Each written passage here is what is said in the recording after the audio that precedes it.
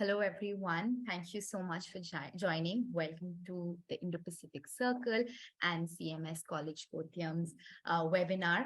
I will begin with a brief introduction of what the Indo-Pacific Circle is, followed by an introduction of our very esteemed speakers today. And then I will give it to Mr. Ashok Alex Luke to introduce CMS College Kottayam, our partner organization for this webinar. So for all of you who are not aware, the Indo-Pacific Circle is a regionally owned platform where we are a curated network of early and mid-career scholars who are identified as leaders of tomorrow, who are engaged in reconstituting and advancing a vision of the Indo-Pacific order, which is based on normative principles. And our aim is to bring forth perspectives from the region in the Indo-Pacific discourse, which we often find missing. And our objective has been to amplify the voices from the region around the globe. And today we are having this webinar in partnership with CMS College Kottayam. And again, in line with our objective, we're trying to bring to the fore discourse, and we're trying to bring to the fore analysis, which is often neglected in a larger context of the Indo-Pacific discourse, which is often dominated by the US-China competition and other such narratives. So if I could request Mr. Ashok Alex Luke to come in and please introduce CMS College, and then we can proceed further.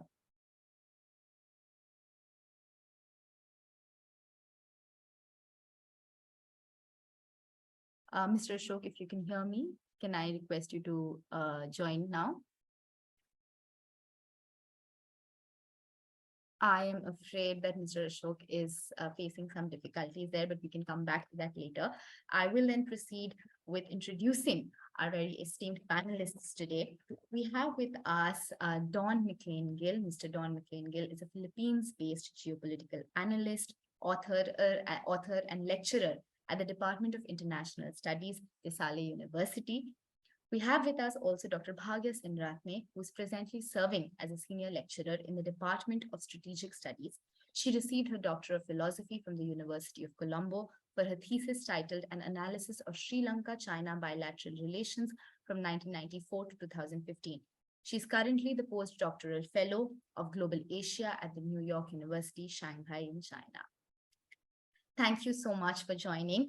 If I may request now our panelists to please join in, and we can then proceed with the webinar. Thank you so much for taking the time out to speak with us today. We really look forward to your talk. If I may request our panel. Roshali?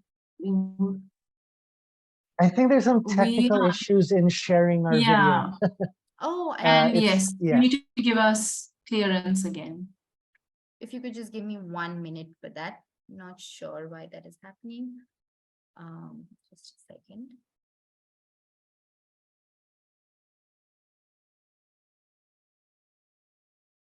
Let me try.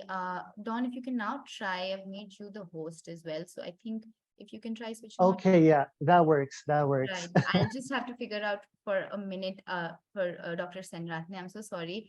But just if you could give us a minute and we'll look into this and we'll ensure your video can turn on as well. Thank you so much for joining, Don. If you can just maybe begin. All right, thank you. All right, thank you so much, Roshali. And of course, the Indo-Pacific Circle doing a great job as always in promoting, of course, inclusive homegrown analysis from the region for the region.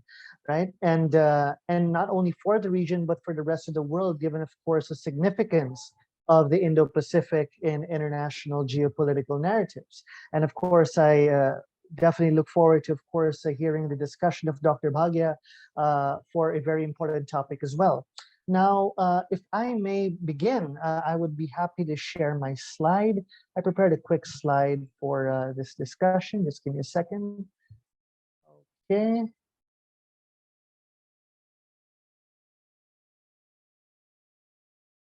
We can see your slides. So okay, it's okay, great, perfect. So today's particular discussion, of course, would be on the position of the Philippines in the West Philippine Sea. All right. So first of all, we need to understand that the West Philippine Sea is not synonymous to the South China Sea.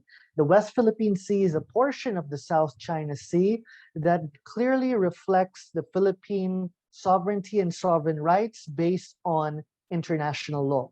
All right, so let's get that point clear, because there are some misconceptions sometimes that the West Philippine Sea is the South China Sea. So it's a portion of the South China Sea that reflects Philippine sovereignty and sovereign rights, right? So that's important. Now, today's topic would be about understanding the evolving conceptualization of maritime security for the Philippines, particularly in the contemporary period under the administration of President Ferdinand Marcos Jr. And of course, understanding the process to which we could definitely comprehend the Philippine position vis-a-vis UNCLOS, which is a significant instrument and element and component of international law, particularly in the maritime domain. So this is, I think, the most important element in the Philippines' assertion of its legitimate sovereignty and sovereign rights at a time when the greater South China Sea, of course, is continuously marred with both traditional and non-traditional security challenges, and of course, the overlapping claims of 4 Southeast Asian countries, along with the expansive and illegitimate claims of China that pretty much tackles 90% of the South China Sea based on historical interpretations, right? So we would be talking about these challenges and how the Philippines tries to cope with them in terms of mitigating or spearheading policies that seek to highlight its own sovereignty and sovereign rights at a time when the international geopolitical landscape, and particularly the Indo-Pacific geopolitical landscape, continues to fluctuate based on the shifts taking place in the regional distribution of power. And along with power, we look into the inevitable component of perception of major powers and how these complicate the situation further for particular countries such as the Philippines in this particular setting.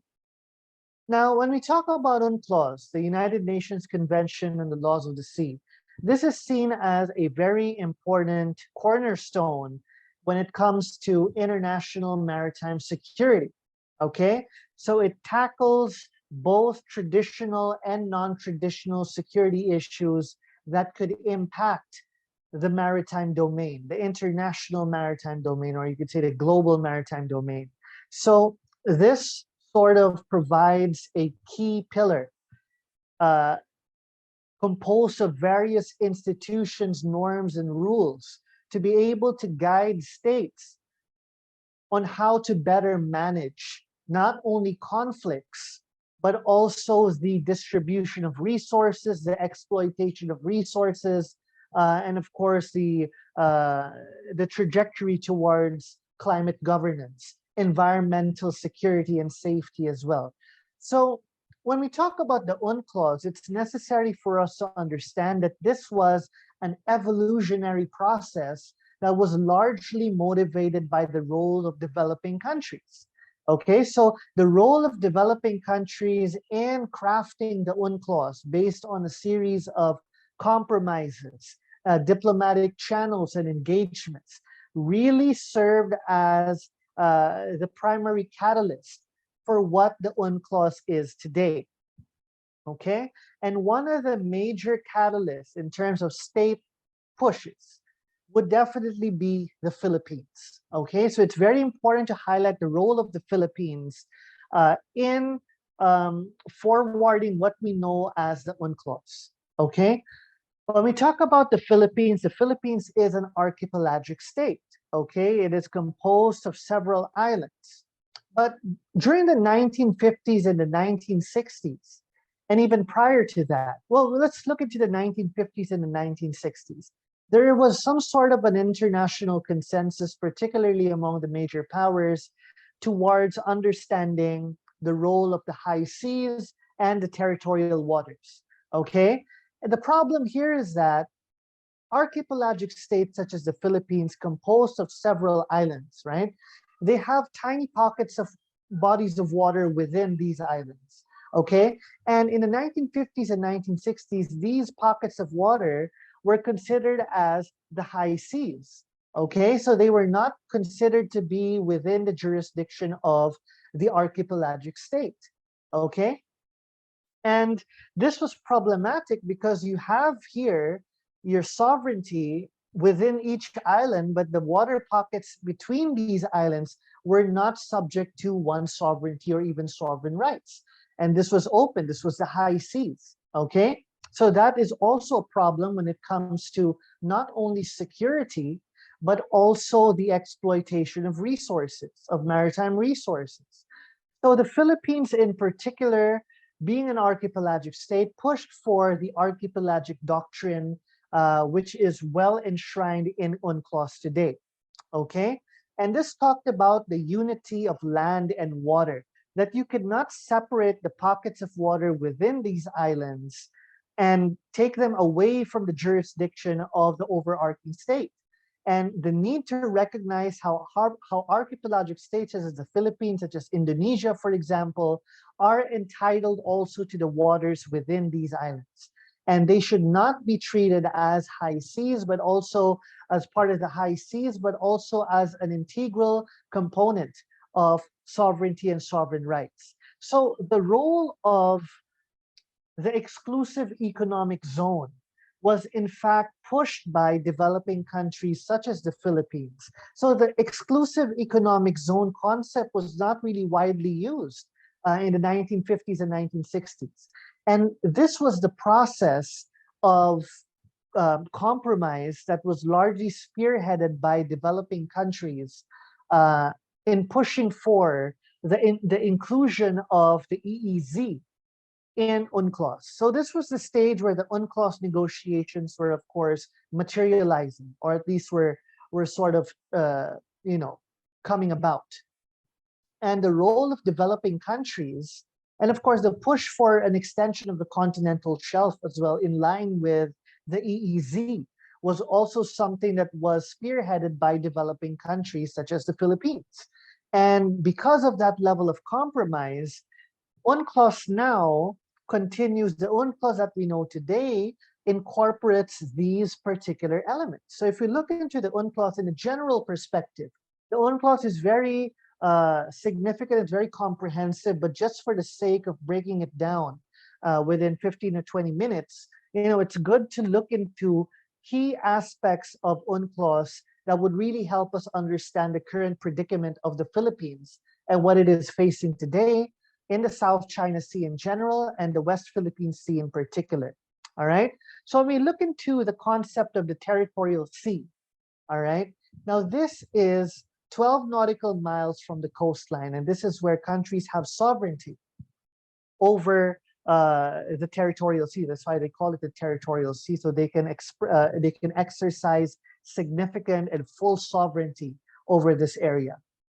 And you have the contiguous zone, of course, where states are also able to monitor and legislate particular actions by other states that do not go up to par with immigration requirements, or of course, mineral exploitation or resource exploitation requirements and domestic legislations of the coastal state, for example.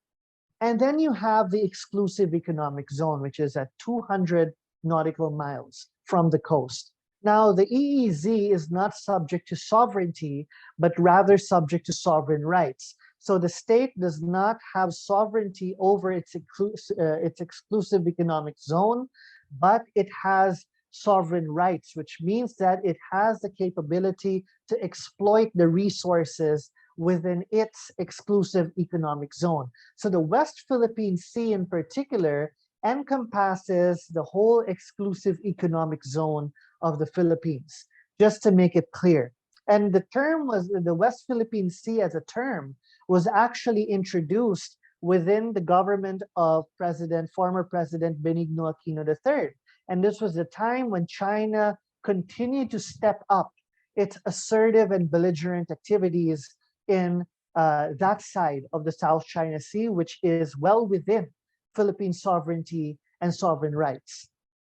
And it is because of this now that we have to look into the challenges that China continues to pose on the sovereignty and sovereign rights of the Philippines in the West Philippine Sea. Because without understanding that, we would not be able to holistically digest the complicated nature of maritime security in this side of the world, right? So why do I say to post 2008? I think it's necessary to point out that it was during the post financial crisis of 2008 when China began to really materialize its ambitions as a major power, a major Asian power, a rising great power with assertive capabilities, okay, with assertive interests as well. So during the financial crisis, Beijing believed, of course, that this was its time to present itself as an alternative engine for growth for Asia. And this was also the time when China's military expenditures were also increasing vastly, double digits. And it continues to grow up to this very day, right? However, there are theories about the China rise theory, all right, whether it would be a peaceful rise or an assertive rise. Well, as we can see from the 1950s, China has been engaging in highly assertive maneuvers that do not really reflect the significance of international law, and that also come at the expense of its immediate neighbors' legitimate sovereignty and sovereign rights interests.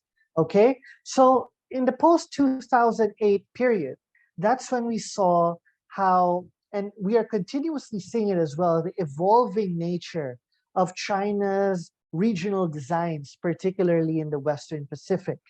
So we have the 9-dash-line map being submitted to the UN. It was attached in 2009 to internationalize its position in the South China Sea. So around 90% of the South China Sea, according to this map, was seen to be under the jurisdiction of China.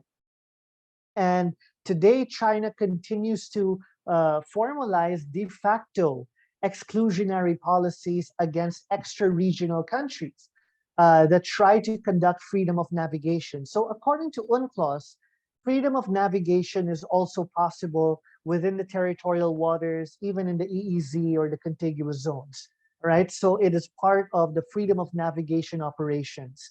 And there's no need to, of course, seek permission of the coastal state in terms of that.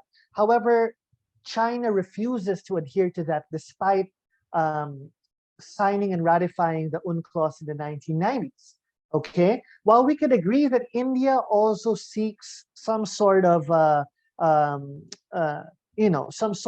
information beforehand, but we could definitely see a huge disparity between China's engagements in terms of this aspect and how India has been more flexible in order to compromise with the elements of the UNCLOS, all right? And in fact, India's arbitral case with Bangladesh was largely accepted even though it was not in the favor of India. So this shows a clear difference between India and China in this regard, right?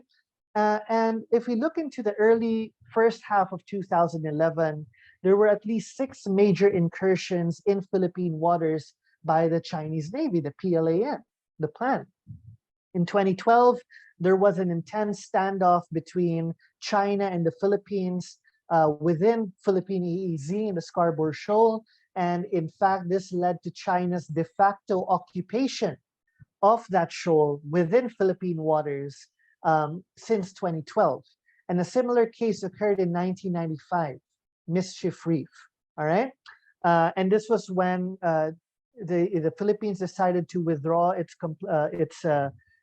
position towards US bases in the Philippines. So China sought to take advantage of that lack of deterrence by, of course, going further with the occupation of that particular feature. And of course, today, China continues to militarize the South China Sea in its entirety. In fact, as early as 2018, the soon-to-be Indo-Pacific chief Philip Davidson in the U.S., right when they changed the name from the Pacific Command to the Indo-Pacific Command, stated in Congress that China has been able to control the South China Sea short of war with the United States. All right, so it's to that level of militarization, because the South China Sea serves as a shield of China against US's ability to expand its defense footprints in the Western Pacific. So China would definitely want to keep that area secure. Okay, but that comes at the expense of the legitimate sovereignty and sovereign rights of other South China Sea claimants, such as the Philippines. And the artificial island building is, of course, another concern today. Such islands continue to house significant and comprehensive and complex military facilities, along with the civilian facilities as well. So they're dual use, which becomes equally troubling for countries such as the Philippines, right? And you have the gray zone tactics, the ramming of fishing vessels, swarming of the Chinese maritime militia, and of course, the internationalization of domestic laws. So if you look at China's position in the South China Sea, it reflects terminologies that are not even part of UNCLOS. So it's an internationalization of its own domestic legislation and forcing it onto regional maritime governance in the South China Sea, which is something that is, quite the opposite of what any signatory should do if they are dealing with maritime governance.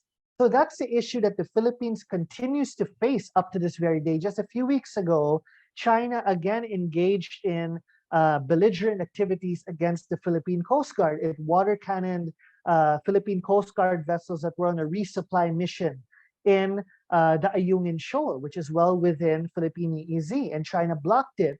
And at the same time, it did not pick up the hotline when the Philippines tried to connect and engage. The hotline was there for a particular purpose, and this shows a lack of accountability from Beijing side, right? So these are not speculations. These are what's happening on the ground, and we are, as analysts, understanding China's behavior based on what we are seeing objectively. These are not subjective elements. These are proofs, right? And that is the problem. Now, the next portion when we talk about the South China Sea is the code of conduct, okay?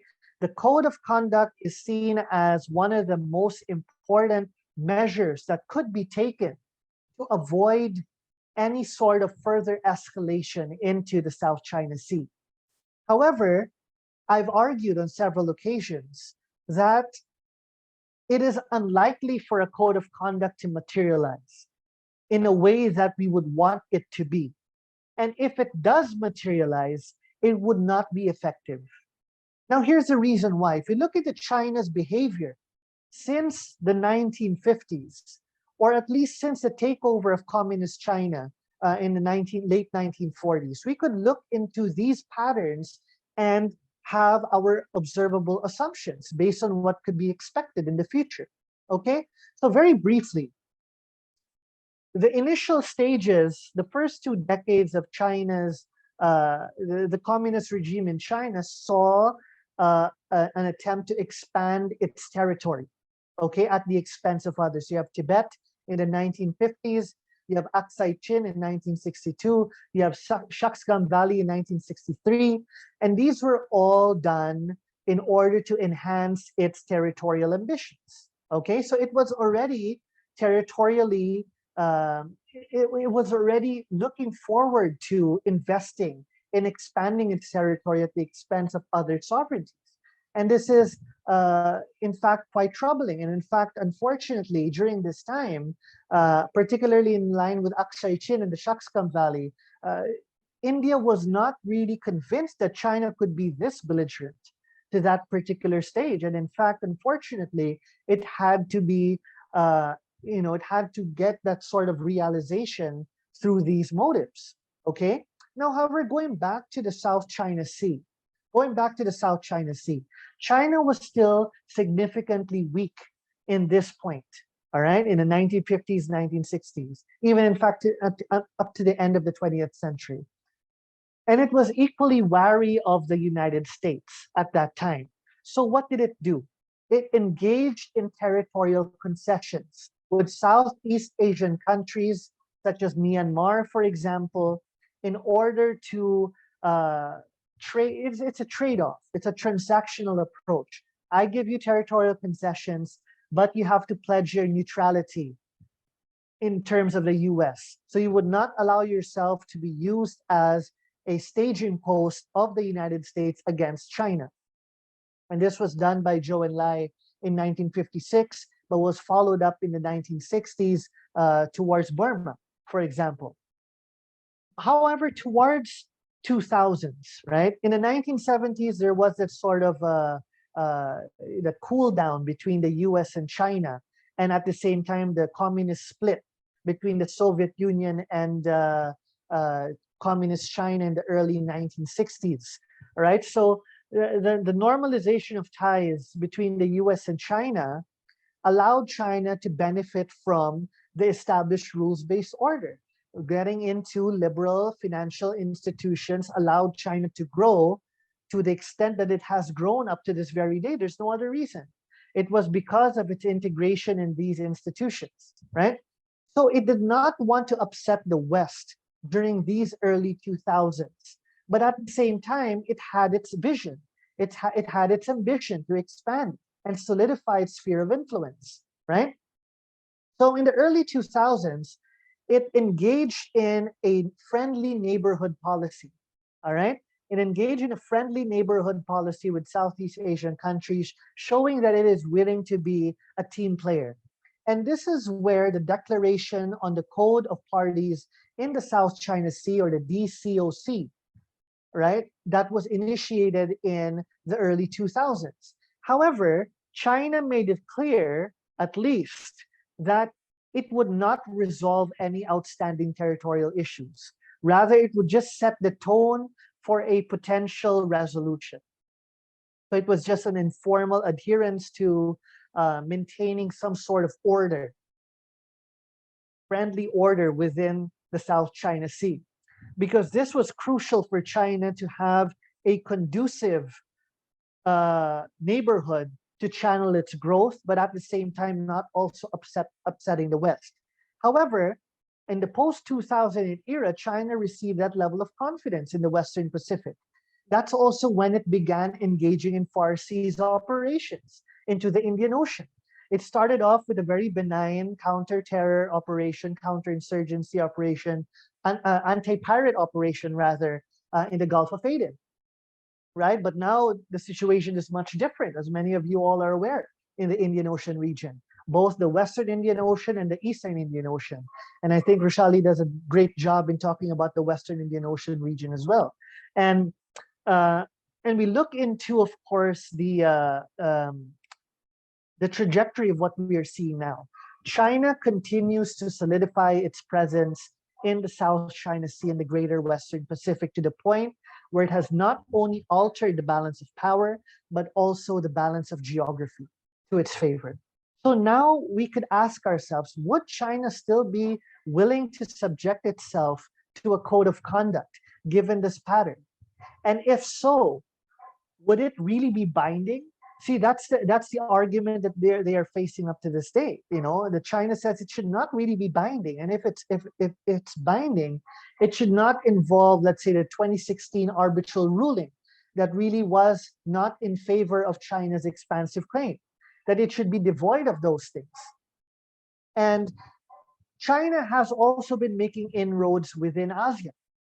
All right, it has been making inroads within ASEAN. And that is something that continues to complicate the situation of the Philippines. Now, going to my last slide. Given this reality, what are the Philippines' options? Okay, so first is to deal with ASEAN, the primary regional engine of Southeast Asia. However, because of external pressures, ASEAN continues to witness significant fault lines within the arrangement. We saw this in 2012 and 2016, for example, when Cambodia vetoed a joint statement that involved the South China Sea. In 2017, a similar thing occurred, watering down the joint statement while removing the 2016 arbitral ruling award, or at least the South China Sea issue, right? And of course, there are divergences in threat perception.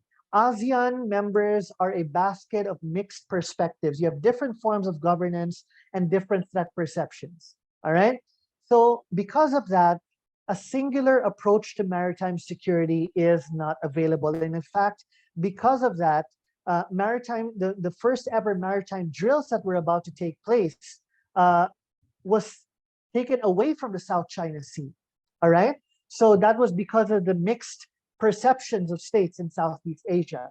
So in terms of the Philippine security relations, what we are seeing now is that it has— sorry to interrupt, Don, but if I can yeah. 2 more minutes to please wrap up. I'm so sorry. I do understand. Oh yeah, absolutely. Absolutely, yeah.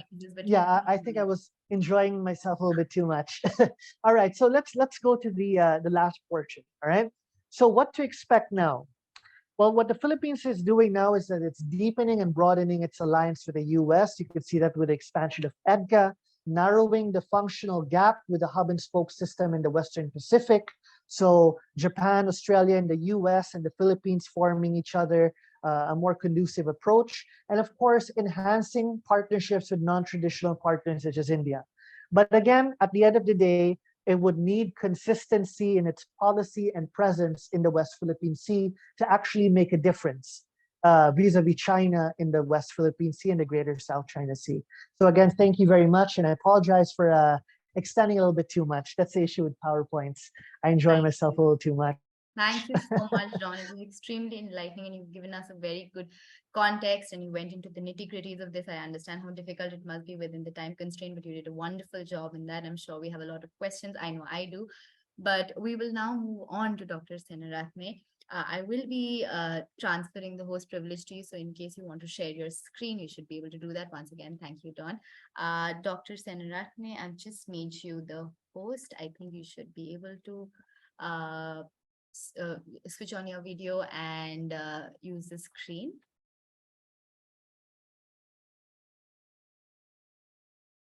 Can you hear us, Dr. Senaratne? I can indeed. Thank you so much for joining. The stage is all yours. Give me a second, Roshali. Let me just share my screen. Is that visible? Yes, we can see it. All right. Okay, so thank you so much. I'm excited to be here with you finally.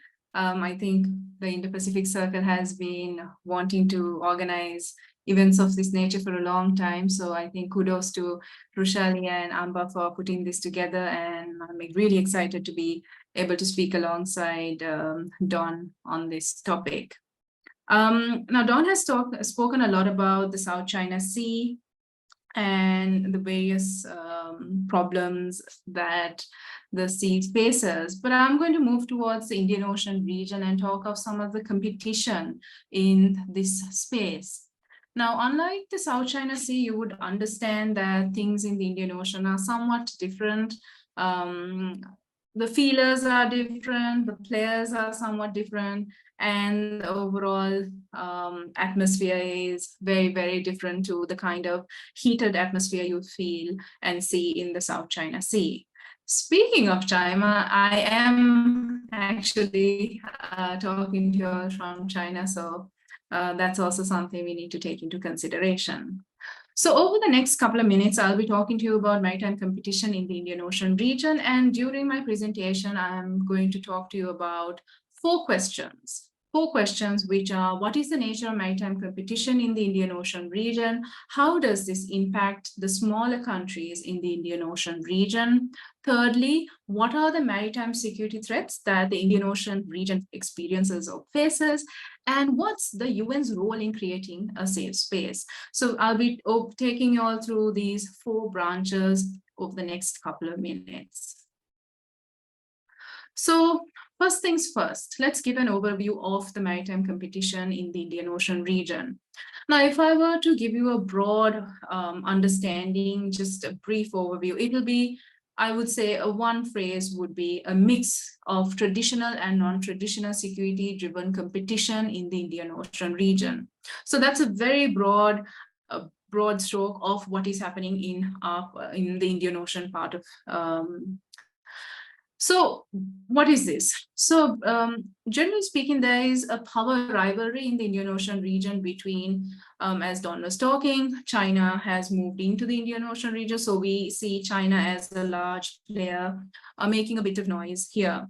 This has also led to other players like the United States. We see India being very apprehensive. This has also brought Australia and Japan, but we see numerous other players now. For example, France, Germany, they're all very, very interested in the Indian Ocean region. We have, more specifically, the Quad countries, US, India, Australia, and Japan playing a very active role in the Indian Ocean region, predominantly to keep China's presence away from this part of the world. Now, unlike in the South China Sea, where Don was talking a lot about the Chinese presence and China bringing in their domestic laws and trying to make it more international in nature, China's actions in the Indian Ocean region are somewhat more subtle, and you also see a difference, not maritime driven all the time, but some of these interactions are non-maritime driven in the Indian Ocean region, right? So their Chinese interactions are very subtle in this region. The second point I would like to talk to you from a traditional perspective is the overall regional insecurity. And here, when we speak of regional insecurities, we are slightly looking at the Indian insecurities in the region. Now, India looks at the Indian Ocean region as a safe space, as a space that it is able to maneuver, interact, and consider somewhat of its own, right? So in this space, it feels somewhat insecure to have these other parties coming in and also, for example, China coming in and maneuvering spaces that for India is close to heart. Now, instances like Chinese vessels coming in and doing surveys, India is worried. Would it track India's underwater maritime installations across the vast coastal line? What is this, Chinese vessels surveying? What are other countries doing in this Indian Ocean in terms of studies? So India does not want that kind of situation because, rightly so, the Indian Ocean is the only area that it has somewhat of a semblance of peace compared to its other borders. So India naturally wants to safeguard this peaceful area. So that's the second that's the second kind of maritime threat we see in the Indian Ocean region. So in this regard, with regard to Indian apprehensions, I would like to quote the Indian Foreign Minister who said, "What happens in our neighborhood, any development which has a bearing on our security issues is of interest to us." I think a spokesperson has said this some time ago. We obviously monitor any development which has a bearing on our interests very, very carefully, unquote. So here you can see that India is very much aware of what is happening in the overall Indian Ocean region. Not only is it aware, it's conscious, and it is going to take action. It's going to take action to prevent anything that's going to cause distress. It's going to cause India or threaten India's security. Right? So this is something we need to keep in mind when we are talking of the Indian Ocean region, that Indian interests have to be kept in mind. India's security is something that we have to be mindful of. The third perspective I would like to talk to you about is the safety of the SLOCs, or the sea lines of communication. Now, the sea lines is something the sea lanes rather, is something we need to be mindful of, because the threat perception here is that countries are worried that the sea lanes would be taken over by a single country or party. So we need to ensure the safety and the security, the accessibility of the slots, right? So here, I think one of the things we need to understand is whether a major power, a single country, or a group of countries would want to or attempt to militarize the slots in the Indian Ocean region. So that's a threat that we see. That's something that's slowly developing, especially with some of the military bases, contemporary military bases that are coming into the region, right? We also see an increased presence of foreign navies. So not only were they there before, but we see more and more navies coming in, not just the traditional navies, but others who are now interested. For example, the Japanese over the past decade or so has been showing a immense presence in this part of the world. So what does this mean? This means that there is going to be an increase in nuclear powered vessels in the Indian Ocean, which means there's also now a new renewed interest in the Indian Ocean zone of peace, right? Because there's an increase in the weapons of mass destruction in this area. So the worry is that non-nuclear states, would they also start acquiring these technology, right?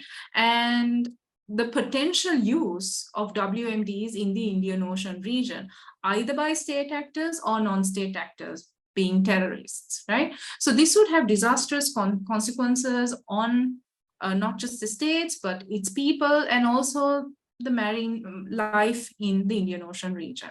So these are real things that we see within the Indian Ocean region, quite different to the explanation Don gave in the South China Sea and the Philippine Sea. The last one in this segment is the resource-driven nature. We see a lot of the maritime competition within the Indian Ocean region is resource-driven, be it in terms of fisheries. You see exploitation of fisheries, not just by the countries in the region, but also other countries coming outside, extra regional powers coming in. We've had experiences of fishing vessels coming in and fishing resources from this region. So how do we manage this? This is also some form of competition. And not just fisheries, but we also see minerals, extraction of minerals. And of course, access to all of these material, the biological material within the Indian Ocean region space. So how does this impact the smaller countries? Now we understand there are quite a few small countries in the region, some of which are island states, but we also see landlocked states that form or that understand or identify as Indian Ocean states. So one of the biggest problems we see is that the smaller states who are now sandwiched between the power rivalry or the competition between the great powers. So do they then balance these big powers who are competing for attention? Are they going to hedge these countries? Are they going to bandwagon with one group or a country? So that's something these countries now have to start thinking about, because there is a lot of opportunities available, right? Or are they just going to be very careful about what they're going to do? The second option is that because of these opportunities, are they, slacking up? Are they just spoiled for choice, right? Are they just going to play one another, wedge the countries against each other? So this is something we see the smaller countries of the Indian Ocean doing in this region. The next one we see is the external influence or the external pressure on foreign policy making. Now, this has happened vis-a-vis small countries. Sri Lanka is a prime example. We've seen Indian pressure, for example, when Chinese vessels, now this is just one example that I'm giving you, when Chinese vessels, not too far ago, and last year we saw when the Chinese research vessel came in, Yuan 5, Indians were very apprehensive. I mean, to a certain extent, rightly so. We have these search vessels coming in. So again, you see Indian pressure coming. So what does this make for Sri Lanka? As an independent state, how is it that Sri Lanka is going to maneuver this? Sri Lanka has decided that it would allow this Chinese vessel to come, refuel, replenish. And India is saying, look, we have certain hesitations, reservations about this vessel coming in. So how does Sri Lanka, as a small state in the Indian Ocean region, then formulate its policy, implement its policy decisions, right? So this is something we need to understand. The last one I would like to talk to you about is the impact on domestic policies. Now, all of this is true. We see there is competition in the Indian Ocean region. We also see the external influence on foreign policy making. But at the domestic level, we see that all of this is going to be discussed within parliaments, within civil societies, the general public, and that puts the pressure on the domestic arena. All of this maritime competition in the Indian Ocean region. And I think some of us, we forget this, the internalization of problems. And that is also something that we need to be mindful of, because at the end of the day, it's the internal policies that are reflected outside. Right, so the internal thing we need to see, because countries need to, at the end of the day, the countries need to safeguard the interests of their own citizens and ensure that they benefit from all the policies that are being made. So what are some of the major maritime security threats in the Indian Ocean region? I'm broadly talking about 6, so I would like to point out 6. That is terrorism, human trafficking, arms smuggling, piracy, drug trafficking, illegal fishing. Now, terrorism, broadly speaking, there have been many terrorist activities, not just with the LTT in Sri Lanka, but we see through the ISIS, we see even with the Taliban. There's a lot of activity within the Indian Ocean region. If we talk about piracy, we still see the Somali pirates within the Western Indian Ocean region causing some distress, not as much as they did maybe a decade or 2 ago, right? We also see drug trafficking, human trafficking being still quite a large number of these activities taking place.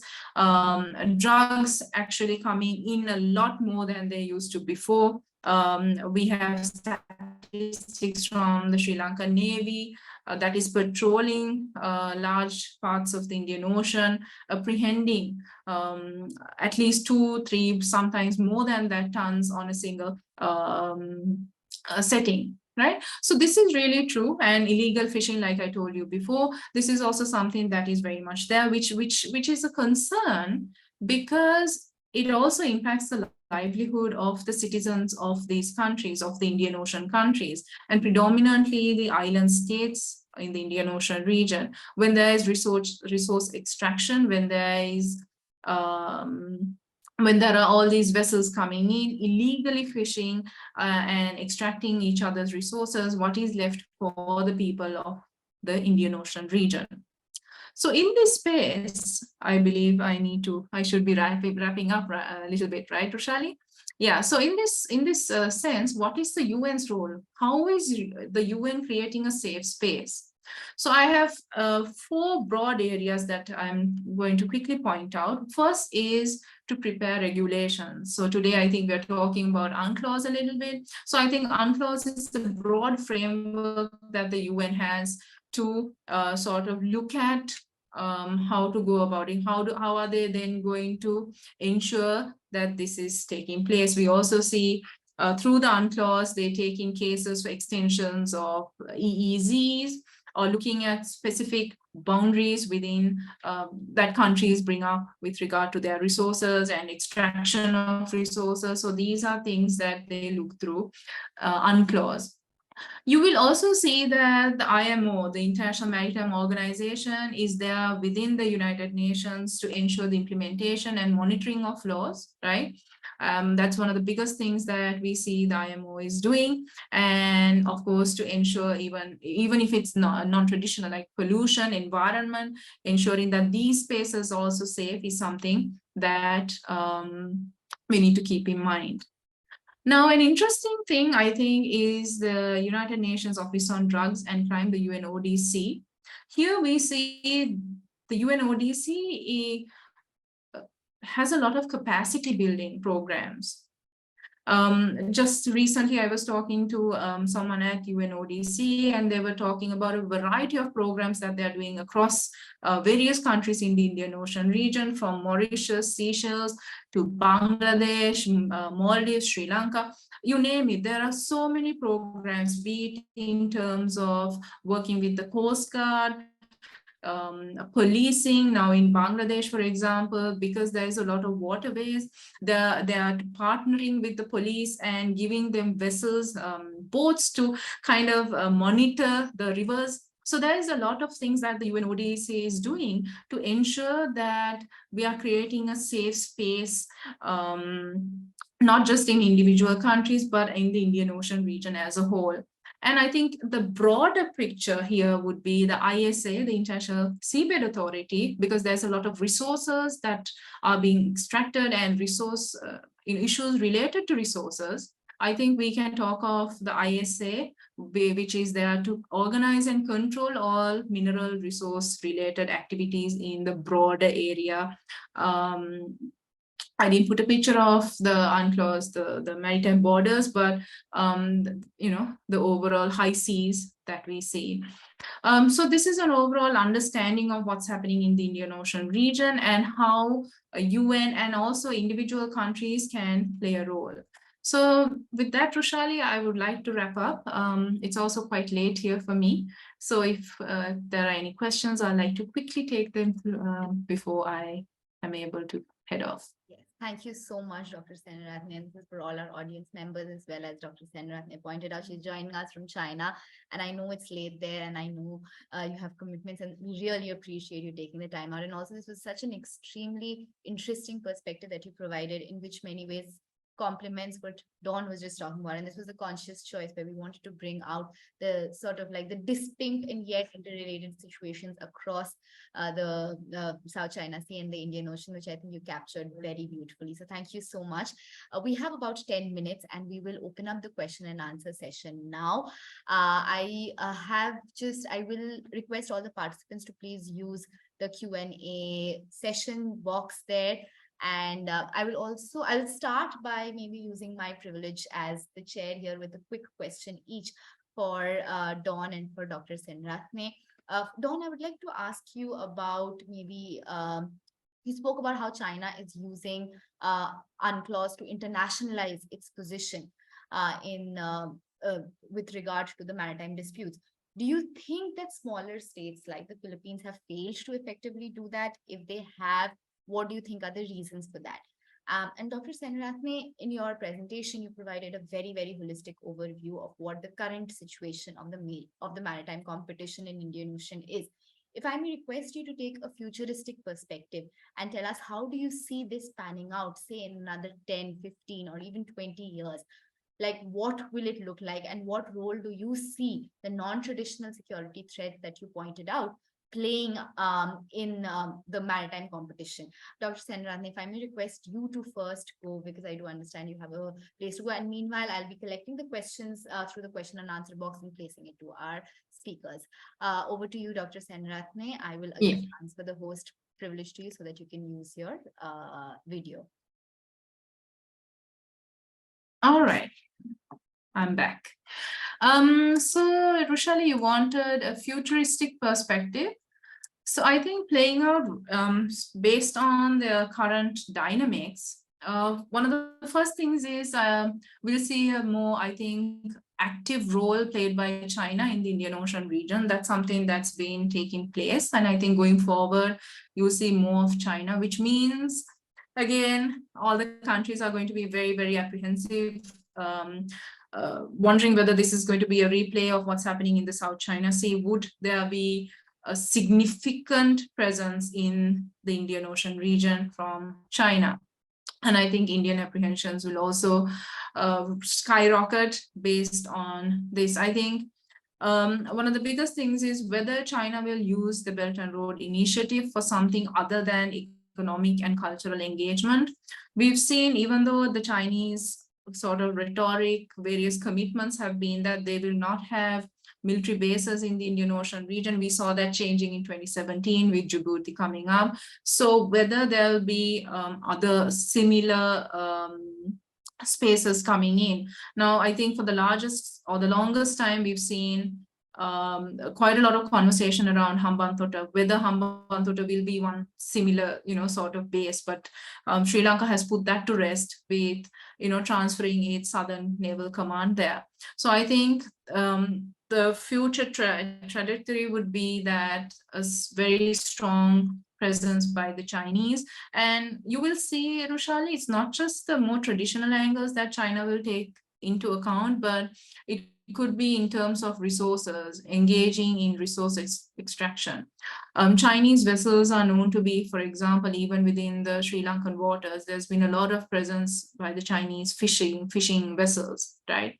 So whether this is going to be a new way of engaging, something very different to how they are going about in the South China Sea, because you would understand they can't maneuver, they can't really behave the same way they are doing in the South China Sea. It's a very different territory.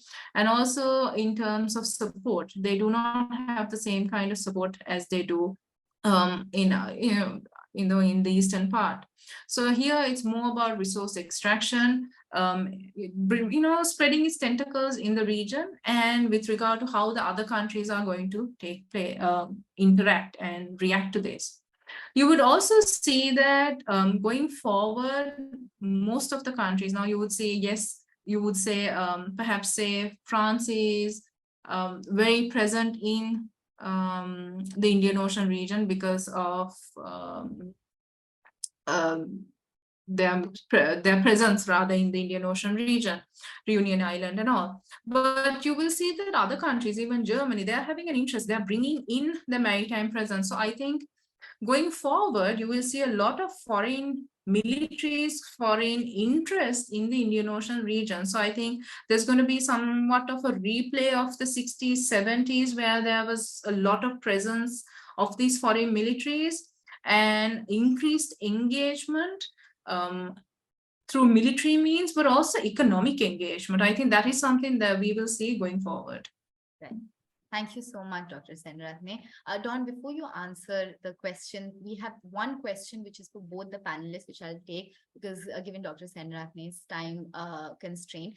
It says that India has used, it's from an anonymous attendee, which says that India has usually signed off on Quad statements on the need to preserve the freedom of navigation. However, it has consistently made foreign military activity in its EEZ contingent to prior coastal state consent, drawing consistent opposition from the US Navy. How do other states in the Indo-Pacific perceive India's stance? Does it matter to them at all? If I could request each of you to answer this question in a minute, that would be great. Thank you so much. Dr. Senaratne, if you could go first. Yeah. Or just because of the time. No, why don't we let Dawn speak? I already spoke for like the last 20-25 minutes. Dawn. Okay, just very briefly, this was another example that I talked about in my presentation. Yes, there are similarities in India's and China's position with regards to informing beforehand in terms of freedom of navigation operations, but you should also look into the differences, right? We have to understand UNCLOS is largely attributed through compromise and negotiations. And up to this very day, it continues to evolve in this particular manner. And we have to understand that India, for that particular instance, has also adhered to significant instruments of the UNCLOS in terms of the arbitration, which I have just rightfully mentioned. And this is where we see the deviation between India's position and China's position. While India says that, yes, from friendly navies, they could definitely have some information or some sort of notification beforehand. But then this is also subject to compromise, which is largely attributed to the UNCLOS. However, in the Chinese position, it's not compromise anymore. It's that you can't do it, or else we will look at it as a provocative measure. So there's a difference between compromising as a middle ground, and there's one that's sort of excluding freedom of navigation operations. And this is seen as repulsive in the South China Sea. But whereas in the Indian Ocean region, in the Eastern Indian Ocean region, it is still subject to compromise. And again, the perception towards the arbitral rulings from both sides is also a stark difference. So this is where we could see the nitty-gritty differences and the similarities in a general sense. But to say that they're one and alike is also a problem as well. It generalizes it too simplistically.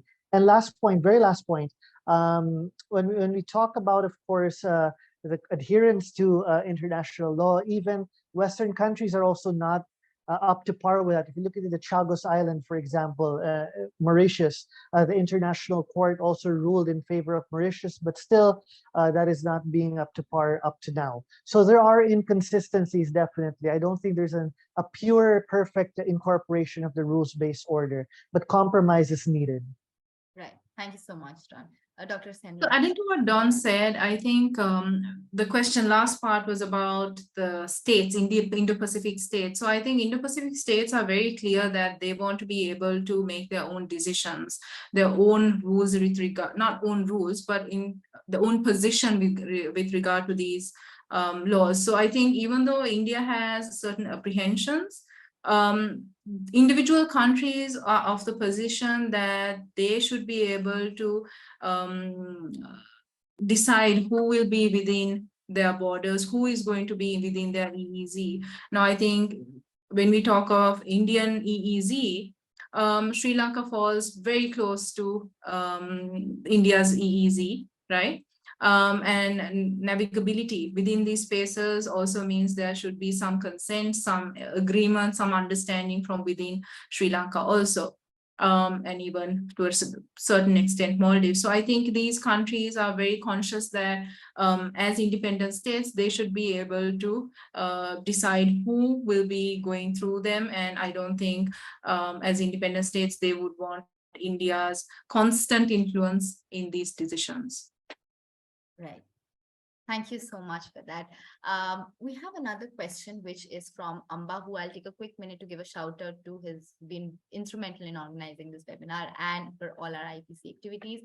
The question says that China has usually argued that its rejection of the arbitration is based on its 2006 reservation against the UNCLOS dispute resolution mechanism outlined in Part 15. China's action in the South China Sea are categorically illegal. But since reservations are part of the inherent right of states according to the law of treaties, can Beijing not argue that its disregard for the arbitration at least is in line with its consistent position recognized in law? And I'll also just take another minute to encourage our students who are joining in from CMS College to please drop in the questions. We have about 5 minutes, so we'll take the questions. If I could maybe start with Dawn on this question, if you can go ahead with it. Right. So the 2016 arbitral ruling, in fact, it was very intelligently crafted and put forward by the Philippine government for this particular matter, that it was not an inquiry on sovereignty. It was a general inquiry on the status of that particular area, right? And that does not really need that sort of a dual consensus, as you could say, that is different when it comes to a sovereignty matter. The other party needs to be there as well. So you see China continues to reject that. But this was an inquiry made on the legal status of the features of the areas in the West Philippine Sea, and it was not a debate on or a case on sovereignty or state sovereignty. That would have been a more complex issue that would need a full participation of China as well. But this was on an inquiry of the status, and the status showed that based on international law, that area is within the EEZ of the Philippines. The ruling was as simple as that. It was not about sovereignty, but on the status of that particular area, that geographic space. So it is binding. It is still definitely binding. So China's position on that is not really coherent to its position upon ratifying the UNCLOS, for example. So that is the point that we have to take into consideration. In fact, this was preempted by the Philippine government that this could have been that case. So they made it as an inquiry on asking the status of that area. And the court has ruled it based on international law and UNCLOS, and it is binding. So it is for everyone to acknowledge, especially those that are parties to the UNCLOS. Right. Thank you so much for that. Now, one last question we have is from Akshat Dwivedi, who's asking, what is the Chinese cabbage policy in the South China Sea? Yeah, the cabbage policy is what we call salami slicing. You know, it's the same logic.